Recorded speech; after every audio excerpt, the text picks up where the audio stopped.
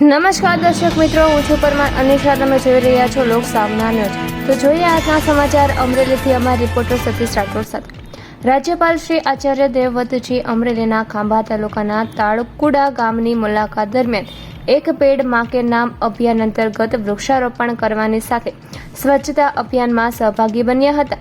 ઉલ્લેખનીય છે કે રાષ્ટ્રપિતા પૂજ્ય મહાત્મા ગાંધીજીના સ્વચ્છતાલક્ષી સંદેશને ઘર ઘર સુધી પહોંચાડવા માટે રાજ્યપાલશ્રીએ રાજ્યના અનેક ગામની મુલાકાત દરમિયાન સ્વચ્છતા અભિયાન વિષયક જનજાગૃતિ સંદેશને જનસમૂહ વચ્ચે પ્રસારિત કર્યો છે. રાજ્યપાલશ્રીએ સ્વચ્છતા હોય ત્યાં પ્રભુતાનો નિવાસ હોય છે તે સંદેશને આત્મસાર કરવા અને સ્વચ્છાગ્રહી બનવા ત્રાકુડા ગામના નાગરિકોને અનુરોધ કર્યો હતો. આ તકે રાજ્યપાલશ્રીએ ત્રાકુડા ગામ યુવા સ્વયંસેવક ગ્રુપના સભ્યો સાથે સંવાદ સાધી સૌ ગ્રામજનોને કાયમી ધોરણે સ્વચ્છતા રાખવા પ્રેરણા પૂરી પાડી હતી. રાજ્યપાલશ્રી ખાંભા તાલુકાના ત્રાકુડા મુકામે શિવ મંદિર મૂર્તિ પ્રાણ પ્રતિષ્ઠા મહોત્સવ ઉપરાંત પ્રાકૃતિક કૃષિ સંવાદ સંમેલનમાં સહભાગી થવા માટે આવી પહોંચ્યા.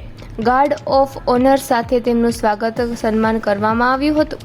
આ અવસરે ત્રાકુડા ગામના અગ્રણી ઉદ્યોગકાર શ્રી રાકેશભાઈ દુધાત પરિવાર, જિલ્લા કલેક્ટર શ્રી વિકલ્પ ભારદ્વાજ, જિલ્લા પોલીસ વડા શ્રી સંજય ખરાત સહિતના મહાનુભાવો રાજ્યપાલશ્રીને આવકાર્યા હતા. ત્રાકુડા ગામની મુલાકાત દરમિયાન રાજ્યપાલશ્રીએ બોરસલી છોડનું રોપણ કરીને પ્રકૃતિ પર્યાવરણના જતનનો સંદેશ પસરાવ્યો હતો. બોરસલી તેના સુગંધિત ફૂલો, સુશોભન ઉપયોગ, ઔષધીય ગુણધર્મો અને ટકાઉ લાકડા માટે જાણીતું મૂલ્યવાન વૃક્ષ છે. ઉપરાંત આ વૃક્ષ દાંતને મજબૂત કરવા, દંતરોગ નિવારણ, ખાંસી અને હૃદય રોગમાં ખૂબ જ ઉપયોગી છે. ત્યારે વૃક્ષ જતન એ જ જીવન જતન નો વિચાર દરેક નાગરિક અપનાવે અને વૃક્ષોના જતનમાં સહભાગી બને તે અનિવાર્ય છે.